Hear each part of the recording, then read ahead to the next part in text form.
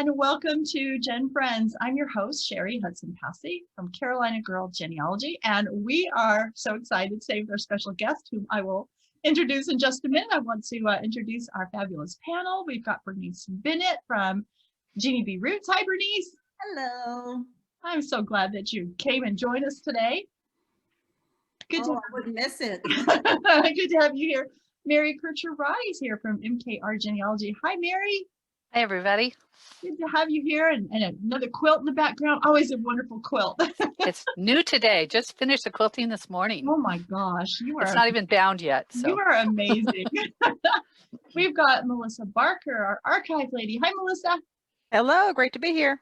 So glad that you're here. And we have got Laura Hedgecock-Treasure Chester. Hi, Laura. Well, as you can see, we do have a special guest, and I am so excited to have Nathan Dylan Goodwin with us today. He, of course, as you probably all know, is the genealogical, I can say this, crime mystery author that we all love to read. I think that we all know and have read his first series of books, which is a Forensic Genealogist Series, and we call it the Morton series. I mean, to us, it's Morton. What's Morton up to next, right? And you've gotten up to book 8, but you've just released a new book, a very brand new series that you're doing, and this is genetic genealogy. And the name of this one is the Chester Creek Murders, and it's the Venator. Is that how you're saying that? Is the Venator? Am I saying it right? Oh, there you go. Laura's pulling it up. Series. I say Venator, but you say Venator. Yeah. See, that English accent versus the American. Yeah, that's what I wanted to ask you, how you're saying it. Series, which is brand new and it's wonderful, and we wanted to bring you on today to talk to you about it. But before we do that, I just had to read this to you guys. All right, I know I'm reading this, but this is the description from Kindle. You guys are ready? Okay. When Detective Clayton Tyler is tasked with reviewing the formidable archives of unsolved homicides in his police department's vaults, he settles on one particular cold case from the 1980s. The Chester Creek Murders. 3 young women are brutally murdered, their bodies dumped in Chester Creek, Delaware County, by a serial killer who has confounded a slew of detectives and evaded capture for over 38 years. With no new leads or information at his disposal, the detective contacts Venator for help, a company that uses cutting-edge investigative genetic genealogy to profile perpetrators solely from DNA evidence. Taking on the case, Madison Scott Barnhart and her small team at Venator must use their forensic genealogical expertise to attempt finally to bring the serial killer to justice. Madison, meanwhile, has to weigh a professional and personal issues carefully, including the looming 5-year anniversary of her husband's disappearance. Ooh, this is a good book. This is a good book. You have outdone yourself with this book.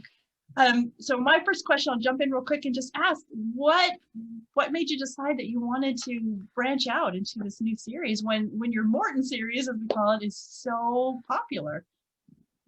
So Morton's still going, so I've just started on the next one. So he's not been sidelined at all.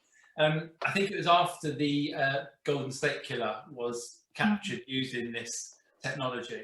I was really interested. I read up a lot on it, and we don't do that over here in Britain. That we don't use genetic genealogy to catch criminals. So I knew if I wanted to do this series, I'd have to set it in America and be an American set of characters.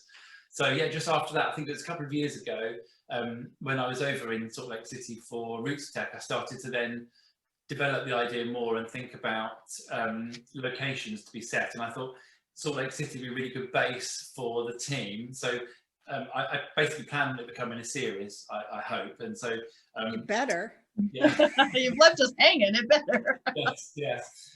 So the cases will take place in different parts of America, but the team are actually based in Salt Lake City, because I thought, what better place in the world could accept, for genealogists. So, and also they've got the family history library there and access to a lot of records. So, yeah, while I was out there a couple of years ago, I was location hunting and going skiing and all these lovely things and eating all the nice restaurants purely in the name of research. Sure. Well, you know, it's really great though, because you said it there, and most of your readers, a lot of your readers are going to have been in Salt Lake. And so you feel like, oh, I know that place and I know that place and that place is familiar. So you can get that when you read a book, you know, you're always are visualizing what you're reading and the characters and stuff. So it really helps when it's a place where you've been. So I really enjoyed that. So that's great. Laura says she's got a comment. Well, it's a question really, and it probably pertains to all your books, but this one in particular. There was a whole lot of information about processes, the websites that people might be using, etc. And I wonder, you know, how your goals, I know you're trying to spin a great tale, but how much of that was just building the world and setting the setting, and how much was that a desire to educate people about how this is done, especially how it's done ethically versus unethically? It's a really tricky one to do because it's a fiction story. You know, that's the debate, like with the Morton ones, they're stories. So, but I do also feel I owe it to my readers for it to be as accurate as possible. You know, I'm sure there'll be things that people go, well, I wouldn't have done it that way, or that's not quite. And some things I have to simplify, you know, because you know what the process is like when you're analysing DNA matches, and it can take forever, and it's probably more complicated than I make it. So it's a really difficult balancing act, trying to make it a story that's readable for anybody, and also then for genealogists. I know that genealogy is genealogists are my main readers, and so I want them to read it and enjoy it, and also to think, yeah, I get that, I'm following that. The reviews have been really good, and lots of people have said it's helped them understand their own DNA matches and how they might go about using some of the techniques in the book. So it's a tricky one, and yeah, I kind of leave it to the readers to tell me if I've achieved it or not. But the aim is really, and like my mum's just finished it today, and she said, "Oh, it's brilliant, it's amazing, I loved it." And she sent me this big list of questions about what's this going, when's this? But she understood it, and she's not at all into genealogy, and so she got it. Probably from the analogy I've used with the vegetables. I think that probably was the bit that got it for her. But yeah. My mom asked me about it because she's read your other books, and she said, "Well, I understand it because it's about DNA," and I said, "Absolutely, read it." So because you did in a way, that people that don't know anything about DNA can still follow along. So that's fabulous, Melissa. Yes, I haven't read the book yet, but I'm going to. My comment is this: as an archivist, you know, one of the things that as we process records, we read those records, and I have a gazillion ideas for stories, and so I do a lot of writing for articles for magazines, and I have a blog. But the specifics of your book has got me excited because we have a stash of police case files that we haven't processed yet. Wow. So I'm now kind of really excited to get into those to see what we're going to find so that I can write about too. So that's really cool. Love to see that. That's amazing. That's really cool that you've got those in your archives. Okay, can you also speak, because I know from doing beta reading, it's got to be hard for someone from the UK to write as if you were an American, because there's so much more than just the few words, American English and stuff. So is hanging out with us like also research? Yeah.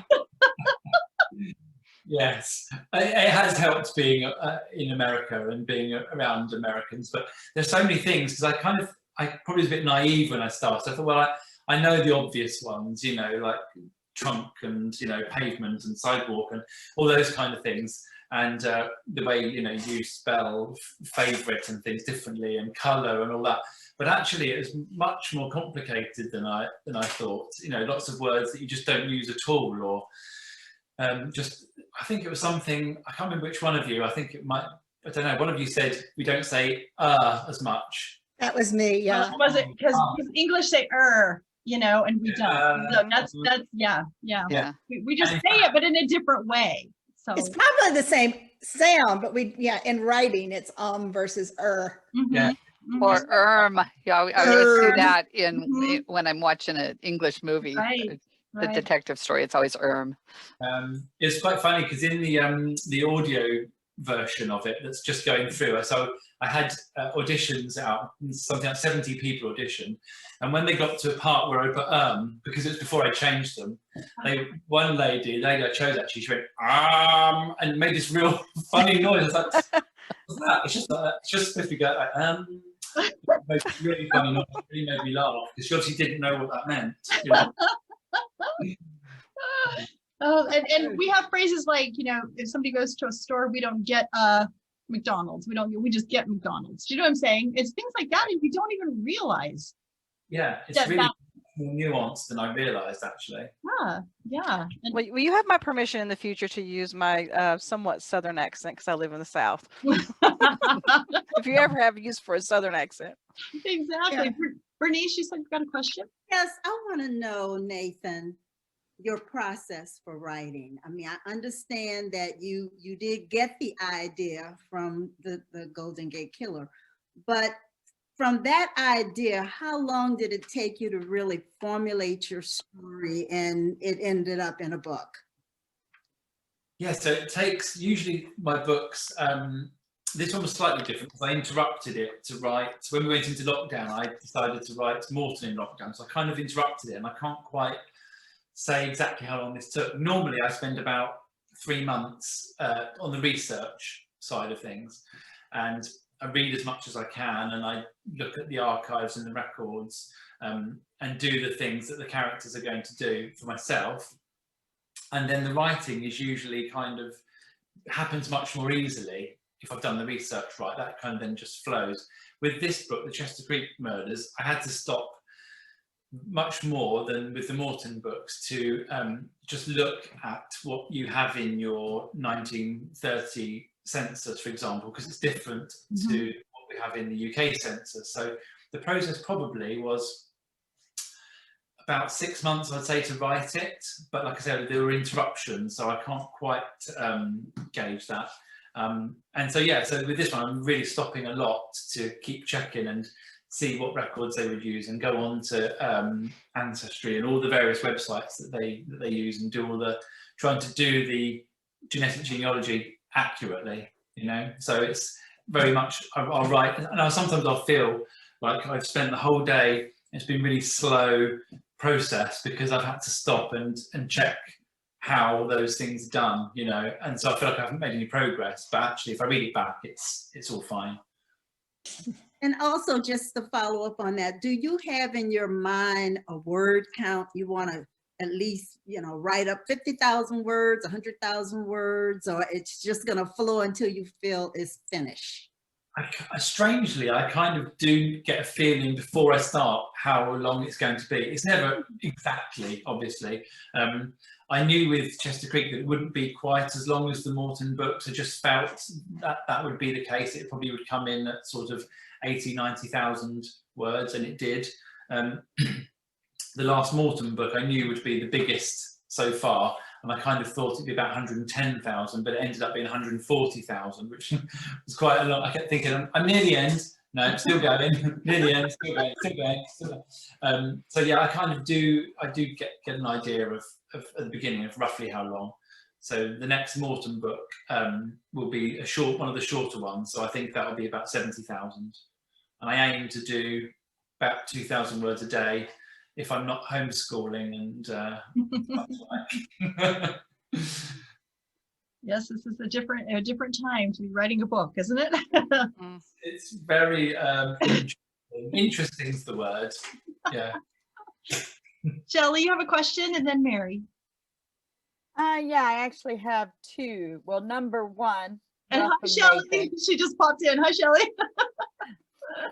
I'm a fan, so big fan. So, but one of the questions I had was, and I don't know if this was already asked, was any of the things that's in this book actual events that's happened within your genealogical experience? That's question one.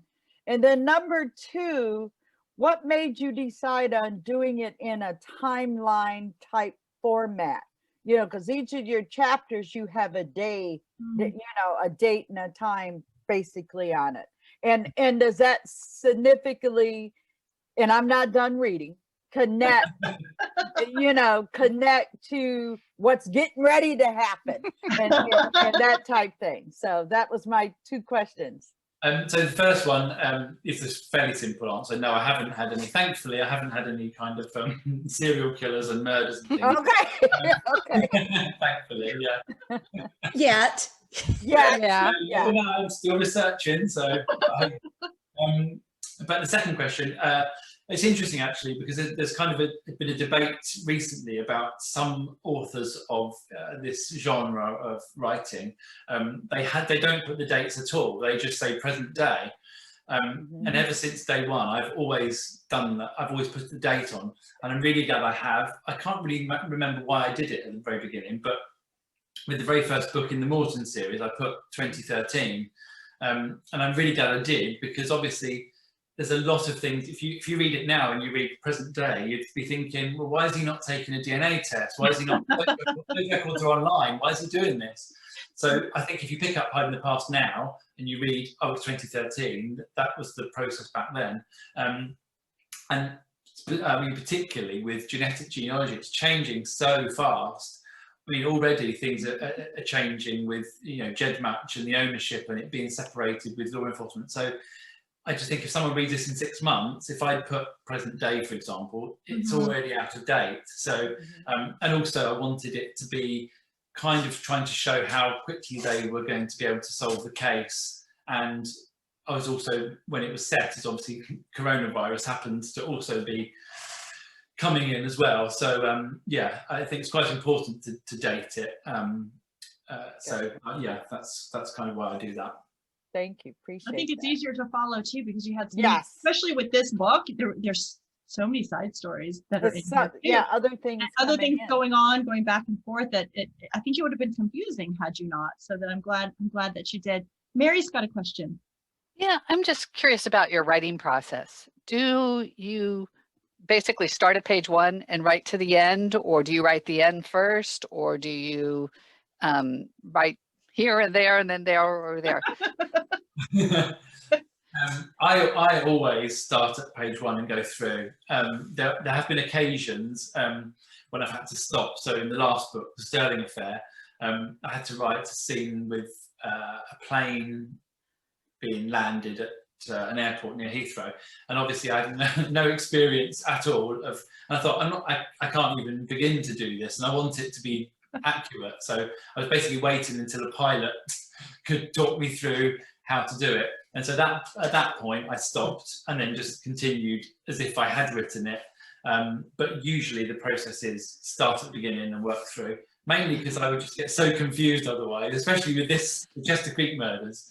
You know, it's so complicated. I think if I jumped around, I would get lost. Some authors in this genre don't do that. They do just the present day part if it's going to go back and forth, and then they'll do the old parts and they'll then merge them. But no, my brain wouldn't cope. It has to be page 1 to the end. That's great. Let's see, who else? Oh, Laura, do you have another question? Yeah.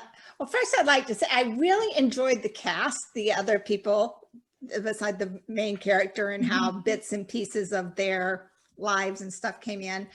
But kind of like the Hudson guy. I wonder why. Sorry, Laura, go ahead. Anyway, but what I was wondering, and it kind of piggybacks on Mary's question, when you did do the flashbacks and you're going back to a time where there's totally different technology, how fun was that to look back and kind of put those limits on what the characters could and couldn't do, or things like that? Yeah, it is really interesting, and you have to kind of think, well, what was around back then? And it does take some research actually to find out what the technology was back then, and what cars were around, and you know, and obviously it's not even just me looking back. It's a different country, so you were, you know, probably more ahead of us than with technology and things. And when you got whatever, so it really is very specific about when, you know, you had certain things at that time. So You have Well, to I keep- was really excited about the Chrysler Coronet because that was my first car. Oh, wow. Oh, that's good. It had been my dad's car, and then it was my mom's car, and then it was my sister's car, and then it was finally mine.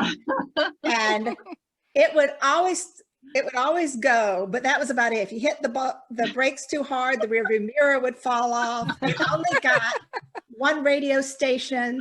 The speedometer You're would vary giving him 10 tips. to 30 miles an hour. And it had this 440 horsepower engine that would go. Oh, So that's I was really really funny. happy to see my car. That's too funny. Melissa, you said you had another question? Oh yeah, I was reading some reviews before we got on today to Oh. kind of familiarize myself with a little bit of the story, but I'm waiting for my copies. Can't wait to read it. But I noticed that a couple of people were bringing up the fact that you talked about the coronavirus in a fiction book. I noticed that too. Yeah. And you know, and I can actually see where some authors, literary people might think that that would not be a good idea. But so why did you decide to include that? I thought it was good. Yeah, that was a tricky one, really, because actually, if I think, would I want to right now read a book about the virus, it's the last thing I want to do. Actually, it's here, it's dominating anyway. But because it was set, I wanted it set last year when I was doing research and everything with the investigative genetic genealogy was up to date and was accurate. I wanted to set it last March time. And I thought it would be a bit like writing a book set in the war that wasn't about the war, but you don't mention the war. It's a bit like it has to be a part of it, even though it's nothing to do really with the story. I thought I have to write this in. And so it's not too prominent a feature, but yeah, I kind of thought it was quite an important thing. And the fact that it is so specifically dated, I could have moved the date, I suppose, later on, but then it's just getting worse, isn't it? So Yes. Yeah, really. all I could have done was shifted it even more, perhaps earlier. I could have made it the year before, but at some point, because if it's going to be a series, I'm going to hit the coronavirus. I can't avoid it. You know? So I just thought, let's just put it in there, and yeah, so it's in there. I hope people don't go, oh, it's the last thing I want to read about corona. It's not too prominent in No. there. It's No, Right. Did you think that maybe, did you also, did it run across your mind maybe too, as a genealogist, historian maybe, that you thought you're kind of marking the time too and kind of laying some breadcrumbs down, you know, so that when people, you know, 100 years from now, still reading your books, you know, are going, oh yeah, you know, I remember reading about that happening, kind of thing, like we do with the influenza epidemic of 1918. Yeah, exactly. I did want that to be accurate, and so I was using when the mayor of Salt Lake City said, you know, it's going to need to be, it's essential services only. You need to stay home. That happened exactly that time, you know. So I'm trying to make it historically accurate. Yeah.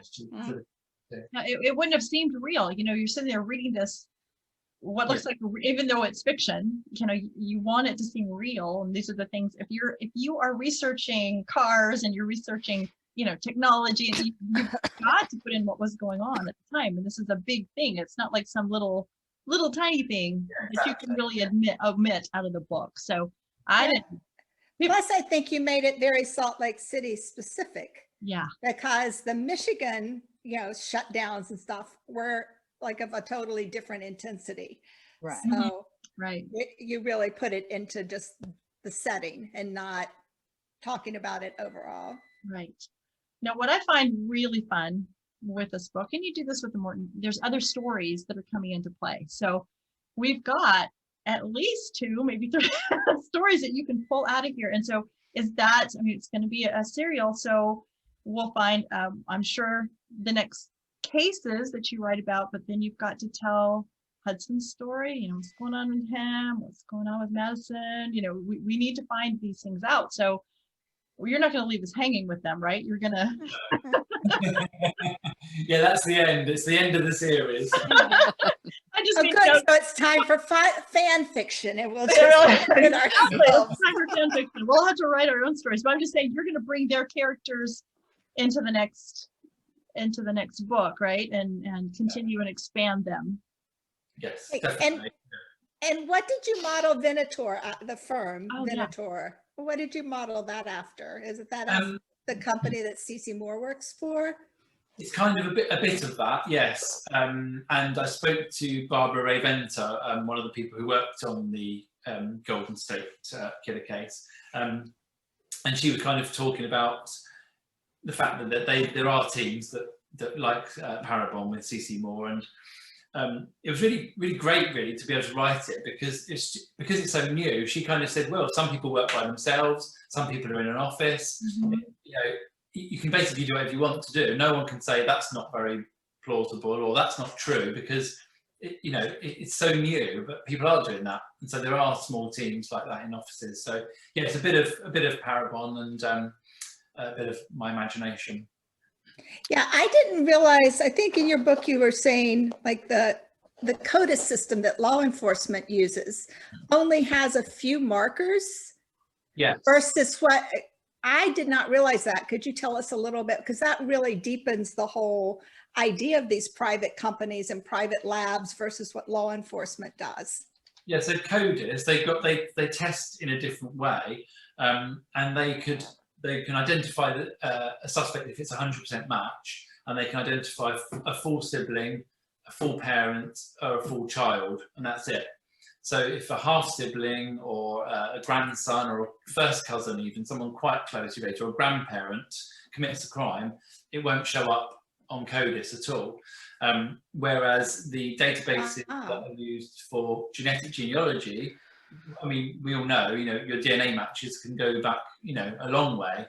So it's so much. It's not just the fact that it's different databases. It's the fact that it's so much better.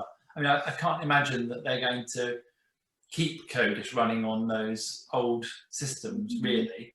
And I believe that they're training FBI agents in investigative genetic genealogy so that they can do their own in-house work. But yeah, it's kind of it's a very flawed system as well, and in that lots of rape kits and things just haven't been processed and haven't been put on there. So lots of cases just aren't being solved purely because they haven't even been added to CODIS. So, I mean, there's the detective that you put me in touch with, Laura, he said that there's something like 40,000 cases that should be on CODIS and haven't ever been added. They just haven't been. Criminals that have been convicted, put in prison, they should have had their DNA taken, added to CODIS, and it never was. Yeah, that's a big thing here in Detroit. There's been a great effort because I can't even remember how many thousands of rape kits that they had in backlog that had not been tested, much less entered in CODIS. They'd never even been tested. It's appalling. Shelley, you have a question about character. I do. Well, the question I had is, do we need to know a little bit more about Clayton, Detective Clayton Taylor, or is there something we should be prepared for in what's coming next that we should know about him, or is there some other background we need to be prepared for about Detective Tyler? No, there's nothing. Is there breaking news? You're kind of there's nothing major you need to know about him, and all I'll say is you'll just have to wait. I knew he was gonna say that. That was one of the questions my mum asked me today. What's going to happen? And Maddie and Kate are going to get together. I wondered. Yeah, that's my question too. She asked me about 6 questions, and she said, "Where's Michael?" And I just said yes to all of these, and she went, "You can't just say yes to all of them." Well, at least your mom can give you good feedback, because she's asking the questions that we're asking. So you know that. So do you think this book... I don't tell her the answers either. In fact, I do the opposite. I lied to her. She texted me and said, before she finished it this morning, I said, "What chapter are you on?" And she said, "Chapter 33. And I said, "Oh, they all die in chapter 34. They don't. Oh gosh. Melissa, you said you've got a comment? Yeah, I was just, and I'm glad that Shelley asked her question. my normal genre of reading is nonfiction and biography, but I do read your books, so that are fiction. But do you find it odd that I've heard other authors talk about their characters being real to them? And then, so when you have others like us asking you questions about them, does it seem odd to you? Because we know they're not real, but I mean, but they are. Well, as far as we know, they're not real. Right. They're real to me. I know it doesn't. Yeah. It doesn't seem odd actually. They really do feel real to me. When I start the research process and start to build the storylines and the characters start to come to life, and it is very strange. And I know I am going to sound very strange here, but they do just do things that before I start writing, I didn't think of that. It's not my idea. It's them. You know, they've come to life, and so no, it doesn't seem strange. No. Yeah. I love that. Bernice. Well, really, it was about character, character development, and you kind of just said it. But do you keep like a pad next to your bed, and you start dreaming, and something comes up, and you say, "Oh, I have to talk about that more," or does it just come to you? Well, I should have a pad by my bed because the things do come to me in the night, and I think, and sometimes I think I'll remember that in the morning, and I don't. And I get You won't.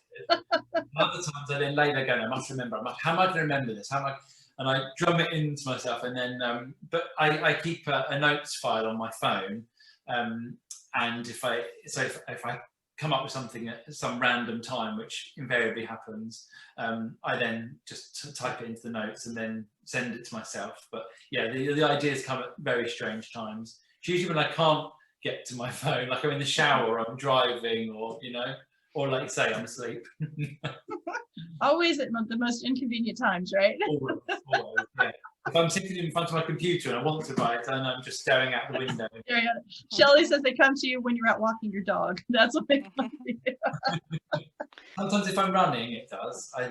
That's kind of a conscious decision though, because I'm by myself and I start to think, how am I going to get around this particular plot point? And then it usually does come to me, but then again, I've got nothing on me to.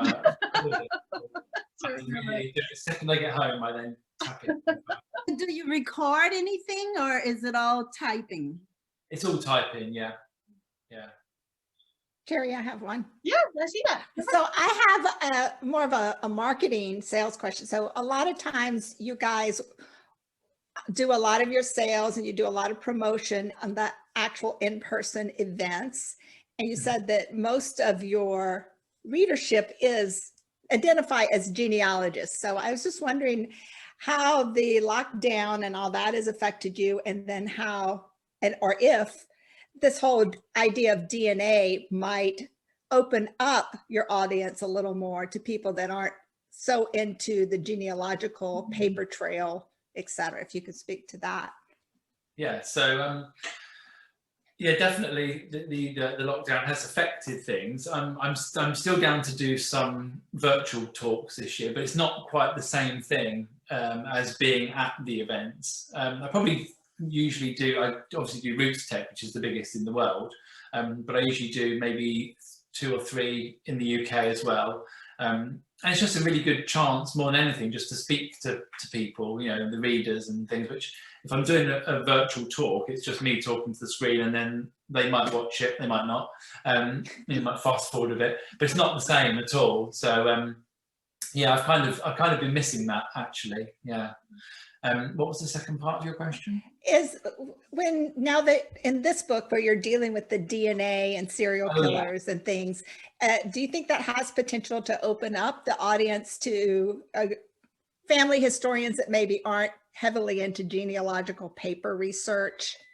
Just the basic.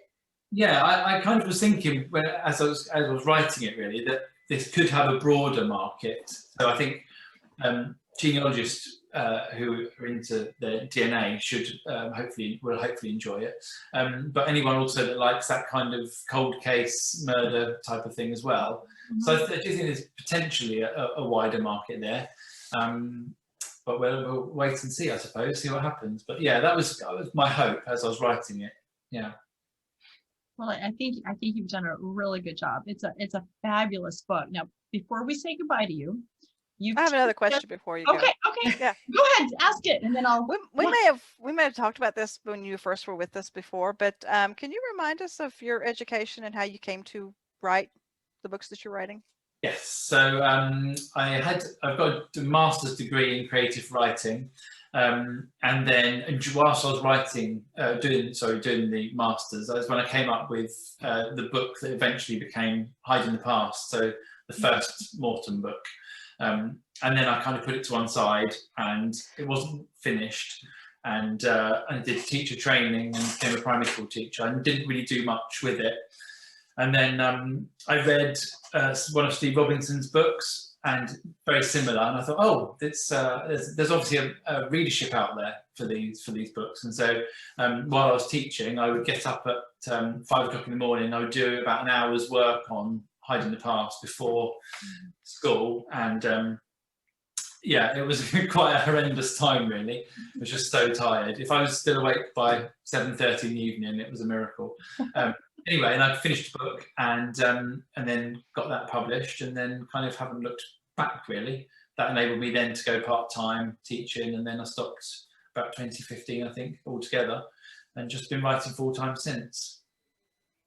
And we're glad. And we're glad. Well, what I was going to ask you about is, you've teased us in the last couple of days on social media about beginning the new Morton book, number 9. Is there anything you can tell us about it? Anything? It's just that.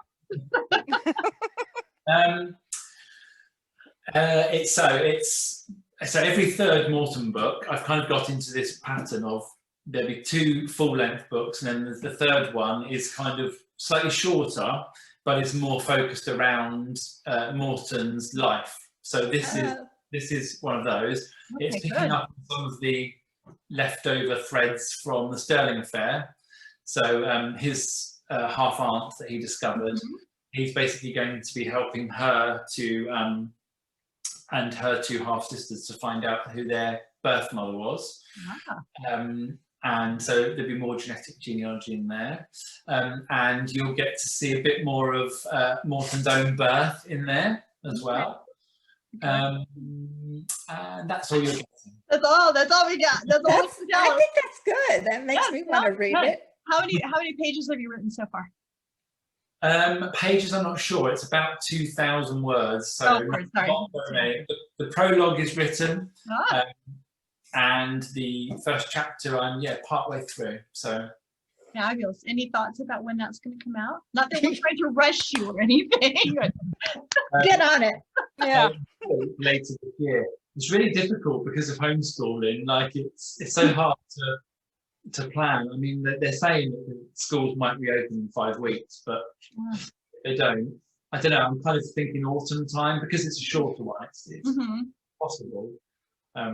Yeah, that's the plan. But yes. But one other thing I will tell you. Yeah. So all the books, I do the research first, always, obviously, and then the writing.